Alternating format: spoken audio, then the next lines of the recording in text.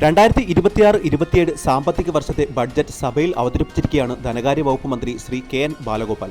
എന്നാൽ കഴിഞ്ഞ സംസ്ഥാന സർക്കാരിന്റെ ബഡ്ജറ്റിൽ ഉൾപ്പെടുത്തി പണം വകയിരുത്തിയിട്ടും പ്രഖ്യാപനങ്ങളിൽ മാത്രം ഒതുങ്ങിപ്പോയ ചില വൻകിട പദ്ധതികളെക്കുറിച്ചാണ് ഇന്നത്തെ നമ്മുടെ video. Welcome to fact and fun club. കഴിഞ്ഞ സംസ്ഥാന ബഡ്ജറ്റിൽ ഗവൺമെന്റ് ഏറെ പ്രതീക്ഷയോടെ അവതരിപ്പിച്ച ഒരു പദ്ധതിയാണ് തിരുവനന്തപുരം മെട്രോ പ്രോജക്ട് ഫേസ് 1.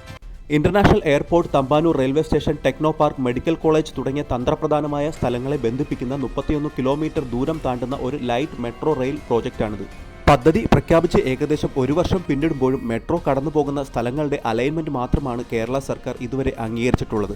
എന്നാൽ പദ്ധതിയുടെ മർമ്മപ്രധാന ഭാഗമായ ഡീറ്റെയിൽ പ്രോജക്ട് റിപ്പോർട്ട് അഥവാ DPR തയ്യാറാക്കി അത് കേന്ദ്ര സർക്കാരിന് സമർപ്പിക്കുവാൻ ഇതുവരെയും കഴിഞ്ഞിട്ടില്ല. DPR കേന്ദ്ര സർക്കാർ അംഗീകരിച്ചാൽ മാത്രമേ സ്ഥലം ഏറ്റെടുക്കുവാനും നിർമ്മാണ പ്രവർത്തനങ്ങൾ ആരംഭിക്കുവാനും കഴിയുകയുള്ളൂ. നമ്മുടെ സംസ്ഥാനത്തിന്റെ അനന്തമായ ടൂറിസം സാധ്യതകളെ മുന്നിൽ കണ്ടുകൊണ്ടാണ് കഴിഞ്ഞ ബഡ്ജറ്റിൽ Trivandrum see plain tourism project എന്ന പേരിൽ ഒരു പദ്ധതി 20 കോടി രൂപ വകയിരുത്തിക്കൊണ്ട് കേരള ഗവൺമെന്റ് അനൗൺസ് ചെയ്തത്. തിരുവനന്തപുരം ജില്ലയിൽ ഏറ്റവും കൂടുതൽ വിദേശ സഞ്ചാരികളടക്കം വന്നു ചേരുന്ന കോവളം ബീച്ചിനെ പുന്നമടക്കായൽ, അഷ്ടമുടിക്കായൽ, വേമ്പനാട്ട് കായൽ തുടങ്ങിയ ജലസങ്കേതങ്ങളുമായി ബന്ധിപ്പിക്കുന്ന ഒരു പദ്ധതിയാണിത്.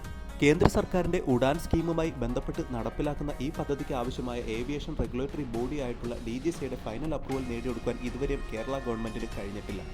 AI-യുടെ അനന്ത സാധ്യതകൾ കൃഷി, ആരോഗ്യം, ടൂറിസം, പ്രതിരോധ, ഊർജ്ജ മേഖലകളിൽ കാര്യക്ഷമമായി ഉപയോഗപ്പെടുത്തുവാൻ വേണ്ടിയാണ് കഴിഞ്ഞ ബഡ്ജറ്റിൽ 5 കോടി രൂപ വകയിരുത്തിക്കൊണ്ട് ട്രിവാൻഡ്രം AI സെന്റർ എന്ന ഒരു പദ്ധതി അനൗൺസ് ചെയ്യുന്നത്.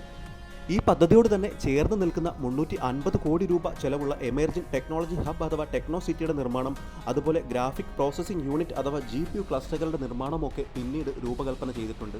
കേവലം ചില നിർമ്മാണ പ്രവർത്തനങ്ങൾ തുടങ്ങിവെച്ചു എന്നതൊഴിച്ചു കഴിഞ്ഞാൽ ഈ പദ്ധതിയിൽ കാര്യമായ പുരോഗതിയൊന്നും ഉണ്ടായിട്ടില്ലെന്ന് നമുക്ക് മനസ്സിലാക്കുവാൻ കഴിയും. തിരുവനന്തപുരം, കൊച്ചി, കോഴിക്കോട് പോലെയുള്ള വൻകിട നഗരങ്ങളിൽ മാത്രം ഒതുങ്ങി നിൽക്കുന്ന IT ഇൻഫ്രാസ്ട്രക്ചർ ഡെവലപ്മെന്റ് ഉൾനാടൻ നഗരങ്ങളിലേക്കും കൂടി വ്യാപിക്കുന്നതിന്റെ ഭാഗമായാണ് കഴിഞ്ഞ ബഡ്ജറ്റിൽ 293 കോടി രൂപ വകയിരുത്തിക്കൊണ്ട് കൊല്ലവും കണ്ണൂരും IT പാർക്കുകൾ നിർമ്മിക്കുമെന്ന് ഗവൺമെന്റ് ബഡ്ജറ്റിൽ പ്രഖ്യാപിച്ചത്. കൊല്ലം കോർപ്പറേഷൻ പരിധിയിലും കൊട്ടാരക്കരയിലുമുള്ള ഓരോരോ IT പാർക്കുകൾ, അതുപോലെ കണ്ണൂർ എയർപോർട്ടിനോട് ചേർന്നുള്ള ഒരു IT പാർക്ക്, ഇത് രണ്ടുമാണ് പദ്ധതിയിൽ ഉൾപ്പെടുത്തിയിരുന്നത്. എന്നാൽ മനസ്സിലാക്കുവാൻ കഴിയുന്നത് ഈ രണ്ട് പദ്ധതികളുടെയും പ്രാരംഭഘട്ട നടപടികൾ പോലും തുടങ്ങിയിട്ടില്ല എന്നാണ്. ഓരോ മഴക്കാലത്തും വലിയ വെള്ളക്കെട്ടുകൾ രൂപപ്പെടുന്ന കൊച്ചി നഗരത്തിലെ ഓടകളും കാനകളും വൃത്തിയാക്കുവാനും അവയുടെ വീതി കൂട്ടുവാനും പുതിയവ പണിയുവാനും അതോടൊപ്പം ഫുട്പാത്തുകൾ നിർമ്മിക്കുവാനും വേണ്ടി രൂപകൽപ്പന ചെയ്ത പദ്ധതിയാണ് ഓപ്പറേഷൻ ബ്രേക്ക് ത്രൂ. ഈ പദ്ധതിയുടെ നടത്തിപ്പിനായി കഴിഞ്ഞ ബഡ്ജറ്റിൽ 10 കോടി രൂപയാണ് നീക്കിവെച്ചത്. എന്നാൽ ബഡ്ജറ്റ് പ്രഖ്യാപനത്തിന് ശേഷവും പെയ്ത ഓരോ മഴയത്തും കൊച്ചി നഗരം വെള്ളത്തിനടിയിലായിരുന്നു എന്നത് ഈ പദ്ധതിയിലെ കെടുകാര്യസ്ഥതയും കാര്യക്ഷമതയില്ലായ്മയുമാണ് തെളിയിക്കുന്നത്.